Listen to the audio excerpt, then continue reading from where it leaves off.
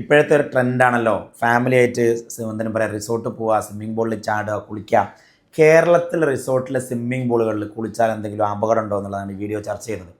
Recently ഞങ്ങൾ പെരുന്നാൾ സമയത്ത് ഫാമിലി ആയിട്ട് കേരളത്തിലെ ഒരു പ്രമുഖ 4 സ്റ്റാർ 5 സ്റ്റാർ റിസോർട്ടിൽ താമസിക്കാൻ പോയിരുന്നത്. സ്വിമ്മിംഗ് പൂളിൽ, അതായത് മേലെ സ്വിമ്മിംഗ് പൂൾ ഉണ്ട്. അപ്പോൾ കുട്ടികൾക്ക് ഒരു ഹരത്തിന് വേണ്ടിയിട്ട് സ്വിമ്മിംഗ് പൂളിൽ കുളിക്കാൻ പോയി.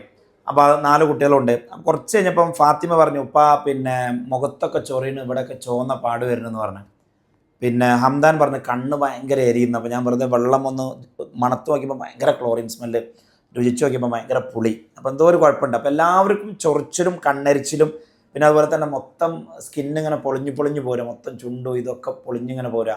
ഇവിടെയൊക്കെ ഇങ്ങനെ ഇത് പൊന്തി, ഹൈവ്സ് പൊന്തി, അങ്ങനെ മൊത്തം ഹാഷിമിനാണെങ്കിൽ ഭയങ്കര ചൊറിച്ചിൽ വന്നു. അപ്പോൾ അങ്ങനെ മൊത്തം കുട്ടികൾക്ക് ഇങ്ങോട്ട് ഒരു റിയാക്ഷൻ വന്ന് ഞങ്ങൾ പെട്ടെന്ന് കയറി കുളിച്ച് ബോഡി ക്ലിയർ ചെയ്തു.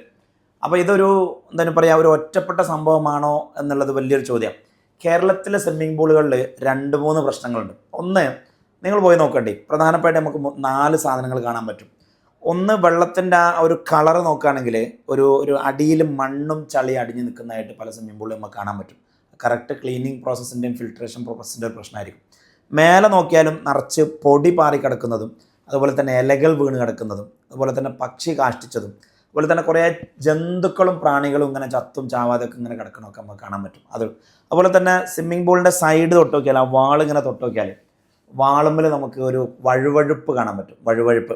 അതുപോലെ തന്നെ മണത്ത് നോക്കിയാൽ ഭയങ്കരമായിട്ടൊരു ക്ലോറിൻ്റെ സ്മെല്ലും, രുചിച്ച് നോക്കിയാൽ ഭയങ്കര പുളിയായിരിക്കും. ചില സ്വിമ്മിംഗ് പൂളിൽ മണം ഉണ്ടാവും. അപ്പോൾ ചുരുക്കി പറഞ്ഞാൽ അത് കേരളത്തിൻ്റെ സ്ഥിതിയാണ്. അപ്പോൾ നമ്മൾ വിചാരിക്കും ഈ സ്വിമ്മിംഗ് പൂൾ എന്ന് പറഞ്ഞാൽ ഇങ്ങനെ തന്നെയാണ്. അല്ല. ഇപ്പോൾ ഫോർ എക്സാമ്പിൾ, നമ്മളിപ്പോൾ ഡീപ്പ് ഇമേഴ്ഷൻ നടക്കുന്ന സ്ഥലം ജോർജിയയിലെ മാർക്കോപോളാണ്, ഒരു നല്ല ജർമ്മൻ ബ്രാൻഡ് 5 സ്റ്റാർ 4 സ്റ്റാർ ഹോട്ടലാണ്. അവരുടെ സ്വിമ്മിംഗ് പൂളിലെ സിസ്റ്റം തന്നെ, ഒന്ന് കയറി ചെല്ലുമ്പോൾ തന്നെ ഭയങ്കര നീറ്റ് ആൻഡ് ക്ലീൻ ആയിട്ടുള്ള വെള്ളമാണ് ഉണ്ടാവുക.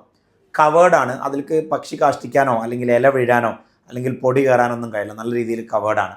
അവിടെ എപ്പോഴും ഒരു ലൈഫ് ഗാർഡ് ഉണ്ടാവും. ഏറ്റവും പ്രധാനപ്പെട്ടത് ആ ലൈഫ് ഗാർഡിൻ്റെ റോൾ എന്താണെന്ന് വെച്ചാൽ, ഈ വരുന്ന ആളുകളൊക്കെ നിർബന്ധമായിട്ടും അവർ വിയർ ചെയ്യുന്ന ഡ്രസ്സ് കോട്ടൻ്റെ അല്ലെങ്കിൽ നോർമൽ ഡ്രസ്സുകളെല്ലാം പ്രോപ്പർ നൈലോണിൻ്റെ സ്വിമ്മിങ് സൂട്ട്സ് ആണെന്ന് ഉറപ്പ് വരുത്തുക എന്നുള്ളത് ലൈഫ് ഗാർഡിൻ്റെ പണിയാണ്.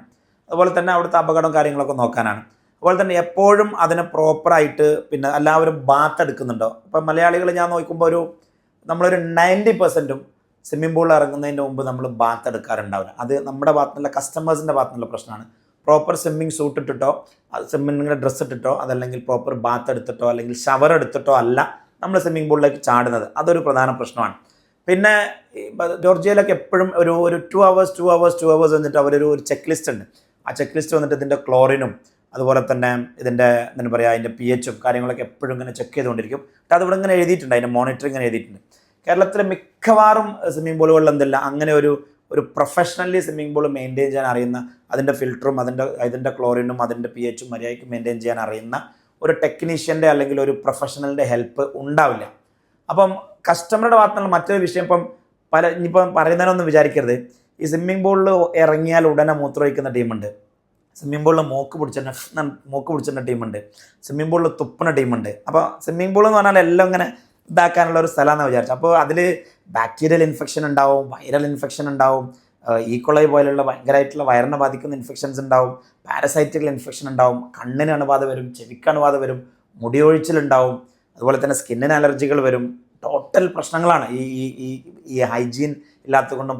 ഇനിയിപ്പം മാനേജ്മെൻറ്റിൻ്റെ ഭാഗത്ത് നിന്ന് നോക്കുകയാണെങ്കിൽ, ഇപ്പോൾ ഒരു സ്വിമ്മിംഗ് പൂൾ മാനേജ്മെൻറ്റിൻ്റെ ഭാഗത്ത് നോക്കുകയാണെങ്കിൽ പ്രോപ്പറായിട്ട് വെള്ളം കറക്റ്റ് ഫിൽട്ടർ ചെയ്ത് എല്ലാ ദിവസവും, ഒരു ഉദാഹരണം ജോർജിയയിലൊക്കെ ഒരു 9 മണി കഴിഞ്ഞാൽ ഇത് ക്ലോസ് ആവും.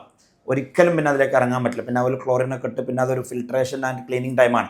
പിന്നെ പിറ്റേന്ന് രാവിലെ 8 മണി വരെ ഫുള്ളി ഓഫാണ്, ഇത് ക്ലോസ് ചെയ്തിടും അവർ. അപ്പോൾ ഒരു പ്രോപ്പറായിട്ട് ആ ഓവർനൈറ്റ് ക്ലോറിനേഷനും ക്ലീനിങ്ങും ഫിൽട്രേഷനും കറക്റ്റ് നടന്ന് അവരത് രാവിലെ നോക്കുമ്പോൾ അത്രയും ക്ലീനുള്ള ഒരു പൊടി പടലം പോലും ഉണ്ടാവില്ല. പിന്നെ അതിൽ ഷവർ ഇടാതെ ഇറങ്ങുന്ന ഒരൊറ്റ ആളുണ്ടാവില്ല, പ്രോപ്പർ സ്വിമ്മിംഗ് സൂട്ട് ഇല്ലാതെ ഇറങ്ങുന്ന ഒരൊറ്റ ആളുണ്ടാവില്ല. അപ്പം ഇവിടെ പിന്നെ ഓവർ ക്രൗഡിങ് ആണ്. പിന്നെ അവർക്കൊരു നിയമമൊക്കെ ഉണ്ട്, ഇത്ര പേര് ഇറങ്ങാവൂ. എനിക്ക് തോന്നുന്നു സ്വിമ്മിംഗ് പൂളിൽ അന്നുപോലെ ഇത്ര കപ്പാസിറ്റി പറഞ്ഞാൽ 20 പേരിൽ കൂടുതൽ ഒരു സമയത്ത് ചാടാൻ പാടില്ല എന്ന് പറഞ്ഞു. അപ്പം കേരളത്തിൽ ഞാൻ കണ്ട കുറേ പ്രശ്നങ്ങൾ, ഒന്ന് നമ്മുടെ ഭാഗത്തു നിന്നുള്ള സ്വിമ്മിംഗ് എറ്റിക്കേറ്റ്സ് ഇല്ലാത്തത് വലിയ പ്രശ്നമാണ്. അതുകൊണ്ടാണ് ഈ ഹൈജീനിൻ്റെയും ഇൻഫെക്ഷൻ്റെയും പ്രശ്നം വരുന്നത്.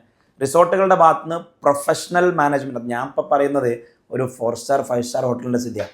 നമ്മളൊന്ന് ആലോചിച്ച് നോക്കി, നമ്മുടെ സാധാരണ ഈ റിസോർട്ടുകളുണ്ട്, എല്ലാ റിസോർട്ടിലും എല്ലാ ഹോം സ്റ്റേയിലും സ്വിമ്മിംഗ് പൂളാണ്. അതിൻ്റെ കാലം പിന്നെ എടുക്കാണ്ടാവില്ല കേട്ടോ. അപ്പം ലിറ്ററലി കേരളത്തിലെ സ്വിമ്മിംഗ് പൂളുകൾ, ഇന്നുള്ള സ്വിമ്മിംഗ് പൂളുകൾ ഉപയോഗിക്കാൻ പറ്റിയ ആരോഗ്യത്തിന് നല്ലതാണോ എന്ന് ചോദിച്ചാൽ 90% അല്ല.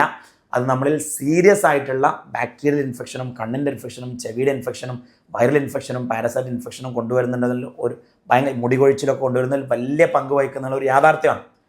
അപ്പോൾ ചെയ്യേണ്ടത് എന്താണെന്ന് വെച്ചാൽ 2 കാര്യങ്ങൾ ചെയ്യാനുണ്ട്. ഒന്ന്, നമ്മുടെ ഭാഗത്തു നിന്നുള്ള കുറേ എറ്റിക്കറ്റ്സ് നമ്മൾ നേരത്തെ പറഞ്ഞതൊക്കെ പാലിക്കാനുണ്ട്. 2, റിസോർട്ട് ഓണേഴ്സ് അല്ലെങ്കിൽ ഹോട്ടൽ ഓണേഴ്സ് ഒരു പ്രോപ്പർ സ്വിമ്മിംഗ് പൂളിൻ്റെ ഒരു പ്രോട്ടോക്കോൾ, അതിനാദ്യം ഗവൺമെൻറ്റിൻ്റെ ഭാഗത്ത് ഒരു പക്ഷേ ഇടപെടൽ വേണ്ടി വരും. ഇതിനെ ആരും മോണിറ്റർ ചെയ്യുന്നില്ല. സ്വിമ്മിംഗ് പൂളിൻ്റെ pH ആരും ടെസ്റ്റ് ചെയ്യുന്നില്ല, അതിൻ്റെ ക്ലോറിൻ ആരും ടെസ്റ്റ് ചെയ്യുന്നില്ല, അതിൻ്റെ ഹൈജീൻ ആരും ടെസ്റ്റ് ചെയ്യുന്നില്ല, അതിൻ്റെ പ്രോട്ടോക്കോൾസ് ആരും ടെസ്റ്റ് ചെയ്യുന്നില്ല. അതിനൊരു മോണിറ്ററിംഗ് സിസ്റ്റം ഇല്ല. അപ്പോൾ ഗവൺമെൻറ്റിൻ്റെ ഭാഗത്ത് മോണിറ്ററിംഗ് സിസ്റ്റമാണ്. പിന്നെ ഈ റിസോർട്ട് ഓണേഴ്സിൻ്റെ ഭാഗത്തുനിന്ന് കോംപ്ലയൻസ്, ഈ ലീഗൽ ഈ ഫ്രെയിംവർക്കിൻ്റെ കോംപ്ലയൻസ് സിസ്റ്റമാണ്. അതുപോലെ തന്നെ കസ്റ്റമേഴ്സിൻ്റെ ഭാഗത്തുനിന്ന് ഈ ഒരു സ്വിമ്മിംഗ് പൂൾ എറ്റിക്കേറ്റ്സിനെ കുറിച്ചുള്ള എഡ്യൂക്കേഷനും വേണം, മോണിറ്ററിങ്ങും വേണം, നമ്മൾ പാലിക്കുകയും വേണം. ഇതൊന്നും അല്ലെങ്കിൽ ഈ കണ്ട കണക്കിന് നമ്മൾ സ്വിമ്മിംഗ് പൂളിൽ പോയി എല്ലാവരും കൂടി കുളിച്ചാൽ ആർക്കും കണ്ണും ഉണ്ടാവില്ല, ചെവി ഉണ്ടാവില്ല, മുടി ഉണ്ടാവില്ല, സ്കിന്നും ഉണ്ടാവില്ല. അത് സീരിയസ് ആയിട്ടുള്ള ഇൻഫെക്ഷൻസിലേക്ക്, ഈവൻ മസ്തിഷ്കത്തിൻ്റെ ഇൻഫെക്ഷനിലേക്ക് വരെ നയിക്കുന്ന രീതിയിലുള്ള അത്രയും ബാക്ടീരിയകളും കാര്യങ്ങളൊക്കെ നമ്മൾ സ്വിമ്മിംഗ് പൂളിലുണ്ട് എന്നുള്ളൊരു യാഥാർത്ഥ്യത്തിലേക്ക് എല്ലാവരുടെയും ശ്രദ്ധ ക്ഷണിക്കുകയാണ്. ഈ വിഷയത്തിൽ നിങ്ങൾക്കും ഒരുപാട് അനുഭവങ്ങളുണ്ടാകും, അനുഭവങ്ങൾ പങ്കുവെക്കാം.